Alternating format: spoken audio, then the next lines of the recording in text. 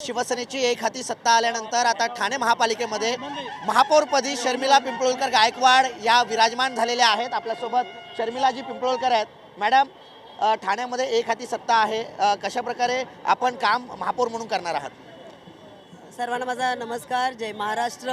आज ठाणे जिल्ह्यावर पुन्हा एकदा भगवा फडकलेला आहे आणि ही सगळी मेहनत आपले लाडके महाराष्ट्र राज्याचे लाडके उपमुख्यमंत्री एकनाथजी शिंदे साहेब आणि गुरुवर्य दिघे साहेब यांच्या मार्गदर्शनाखाली शिंदे साहेबांनी जे काही मुख्यमंत्रीपद झाल्यानंतर काम केले या महाराष्ट्रासाठी आणि तळागाळातल्या लोकांना जपून ठेवला आहे, तर मला असं वाटतं की या ठाणे शहराचा विकासही शिंदे साहेब बघतच आहेत आणि त्यांच्या मार्गदर्शनाखाली आज महापौर आणि उपमहापौर आम्ही काम करू।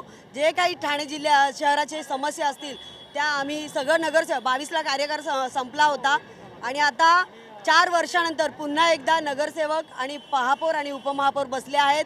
सर्व नगरसेवकांचे ठाणेकरांचे समस्या बघूनच आपण त्या नक्कीच चांगल्या प्रकारे सोडवण्याचा प्रयत्न करू। विरोधी पक्षातल्या नगरसेवकांचं म्हणणं आहे की महापौर यांनी निपक्षपाती काम करावं आणि निधी वेळोवेळी द्यावा।